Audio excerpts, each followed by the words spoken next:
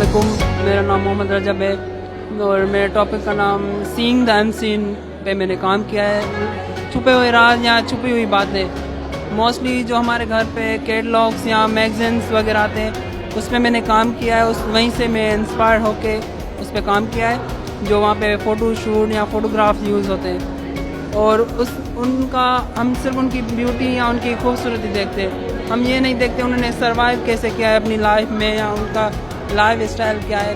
तो उन्हीं चीज़ों से मैंने इंस्पायर होकर उनको मैंने सिंबलाइज़ किया है अपने काम में। और वही यहीं पे भी मैंने उनको राज ही रहने दिया है, मुख्तलिफ सिंबलाइज चीज़ों को किया है मेरे यहाँ पे।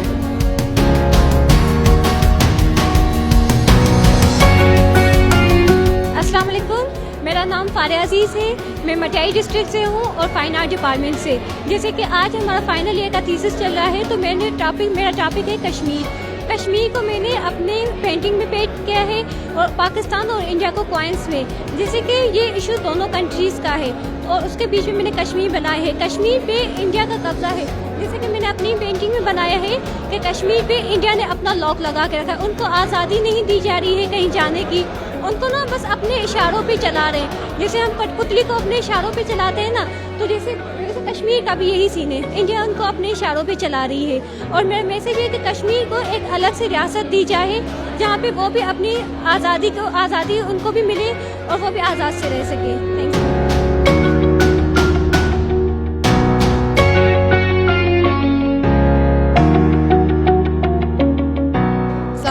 मुझे नालो किरण बुखारिया है। आई मां हितां फाइनल ईयर जो स्टूडेंट फाइन आर्ट जो स्टूडेंट आहियां। हिते जेको आहे सो मुंहिंजो थीसिस लॻल आहे शो।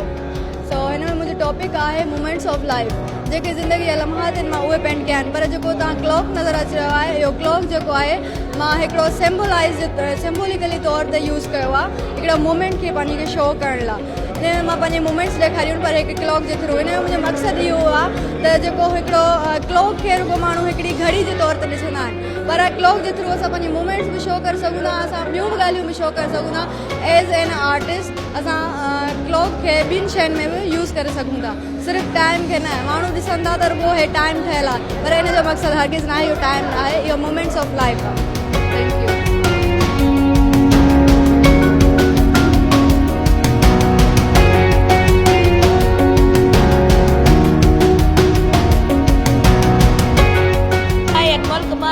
बेसिकली साढ़े बुलाखान जी आया। मुझे टॉपिक आहे विश्री जे मां दरगाह में छो जेके दरगाह जे माण्हू वञी करे धागा बदलनि था, तावीज़ बदलनि था, त असांजी विश धागे तावीज़ मां थिए थी। मां उहो ॾेखारियो आहे त विश पूरी करण वारो सिर्फ़ु एंड सिर्फ़ु अल्लाह ई आहे। माण्हुनि जो सिर्फ़ु हिकिड़ो मिथ थी वियो आहे, असांजी विश पूरी धागो करे पियो, तावीज़ करे पियो। विश पूरी करण वारो सिर्फ़ु अल्लाह ई आहे। ऐं मां दरगाह छो इन लाइ कई त सिंध सूबा हिकु दरवेशनि जी सरज़मीन हुई ऐं ॿियनि मुल्कनि में विश मटका ॿधी वेंदा आहिनि, त वणनि ते मटका ॿधी वेंदा आहिनि, त असांजी विश पूरी थिए पई। नालो जयपाल दास आहे ऐं बिलोंग्स रखां थो ज़िले कश्मीर सां ऐं तालुको कंदकोट। मुंहिंजो जेको टॉपिक आहे ट्रेडिशनल गेम्स ऑफ गिली। गिली मीन्स हैप्पीनेस। मूं ॿारनि जी गेम्स खे शो करायो आहे, जेके पहिरियां नंढपिण में गेम्स हूंदियूं हुयूं, ट्रेडिशनल हूंदियूं हुयूं, उन्हनि खे पेंट कयो आहे। जेके गेम्स अॼुकल्ह ख़तमु थी वियूं आहिनि, ख़तमु थियण जो रीज़न इहो आहे त असां ॿारनि खे महांगे में महांगा खिलौना ॾेई करे पाबंद करे छॾियूं घर में, ताकी ॿार घर में महदूद रहे, ॿाहिरि न निकिरे। पर ॿार त ॿार आहे, जेको मज़ो ॿार खे हिननि गेम्स में खेॾण में अचे थो, मिटी में खेॾण में अचे थो, उहा शइ हुनखे सोशल मीडिया गैजेट्स में नथी मिले। उन जो रीज़न इहो मूं ॾेखारियो आहे त जेके ॿारनि खे गेम्स मां ख़ुशी हिननि मां मिले थी, उहा हुन मां नथी मिले। ॿारनि खे बाउंड न कयो हुजे, ॿारनि खे हीअ गेम्स खेॾियूं ॾिनियूं वञनि, छो त हीअ बिल्कुलु हाणे ख़तमु थी वियूं आहिनि। ज़्यादातर शहरनि में त बिल्कुलु बि न आहिनि, पर थोरियूं घणियूं इंटीरियर सिंध में रहियूं आहिनि, उहे बि बिल्कुलु घटि में घटि आहिनि। त मूं हिननि गेम्स खे ॾेखारियो आहे। मुंहिंजो मैसेज बि इहो आहे त हीअ गेम्स जेके आहिनि ॿारनि जी ज़िंदगी में तमामु बहितरीनु हिकिड़ी माना अहमियत रखनि थियूं पियूं, उहे शइ ॾेखारी आहे। मेरा नाम डॉरिथी कोमल है। मेरा थीम फर्स्ट इंप्रेशन जजमेंट्स पर है। मैं fine arts institute of art and design से हूँ। मैंने फर्स्ट इंप्रेशन जजमेंट्स पर काम किया है कि हम लोगों का जो किसी पे भी फर्स्ट इंप्रेशन पड़ता है वो हमारे लुक का होता है, जो हमने पहना होता है, जो हमने उड़ा होता है, उसी की हम लोगों का किसी के ऊपर भी फर्स्ट इंप्रेशन पड़ता है। हम लोग क्योंकि पर्सनैलिटी को लेकर लोग उसी के हिसाब से परसेप्शंस बना लेते हैं और उन्हीं के अकॉर्डिंग हमें सोसाइटी में ट्रीट किया जाता है।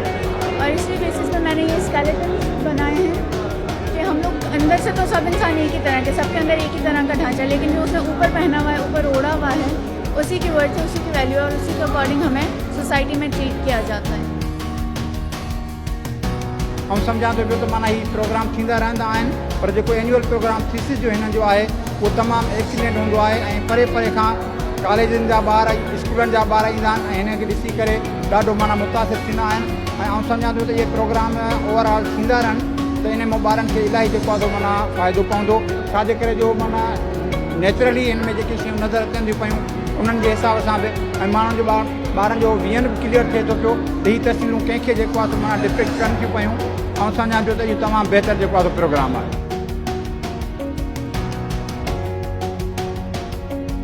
अस्सलामुअलैकुम, मुंहिंजो नालो किमसा लगारी आहे। मां हैदराबाद सिटी कासमाबाद जी रहंदड़ आहियां ऐं अॼु असां पंहिंजो फाइनल ईयर जो थीसिस ॾेई रहिया आहियूं डिस्प्ले में। मां पंहिंजो कमु जेको आहे पेंटिंग में कमु कयो आहे। मीडियम मुंहिंजो जेको आहे एक्रिलिक ऐं ऑयल पेंट सां मां वर्क सॼो कयो आहे।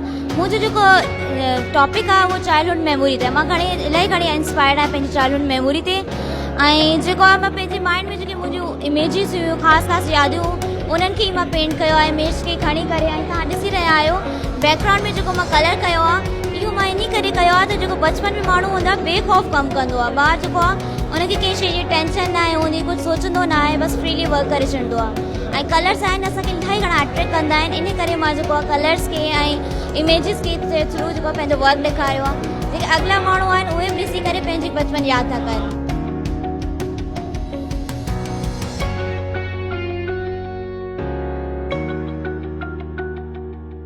Institute of art and design हमेशह जीअं थीसिस आर्ट शो मुनक़िद कंदो रहंदो आहे। हिन में असां वटि communication design, fine arts, textile design जा शोबा जेके पार्टिसिपेट कंदा आहिनि, जंहिंमें फाइनल ईयर जा स्टूडेंट्स पंहिंजे सॼनि 4 सालनि जे कम जो आख़िर में जेको थीसिस जो प्रोजेक्ट हूंदो आहे उहो हिकिड़े क़िस्म जो निचोड़ हूंदो आहे, जंहिंमें उन्हनि जी ज्यूरीज़ हूंदियूं आहिनि ऐं उहो जेको पेंटिंग आउटपुट हूंदो आहे उहो डिस्प्ले में रखंदा आहिनि। ऐं कॉन्सेप्ट जेको आहे डिस्प्ले में रखण जो इहो आहे त for the sake of studies. हाणे जेके बि विज़िटर्स ईंदा बेसिकली हिन एग्ज़िबिशन लॻाइण जो जेको मक़सदु जेको मेन हूंदो आहे त स्टूडेंट्स जेके आहिनि हाणे हितां पास आउट करे जॾहिं एक्चुअल फील्ड में वेंदा त उते माण्हुनि खे कीअं फेस कनि त हीअ हिननि जो हिकिड़ो एक्सपीरियंस हूंदो आहे, जंहिंमें ई मुख़्तलिफ़ माण्हू हिननि खां उन्हनि जे कम जे हवाले सां सवाल कंदा, पुछंदा कंदा त हू उन सां हिकु क़िस्म जी ट्रेनिंग बि थिए।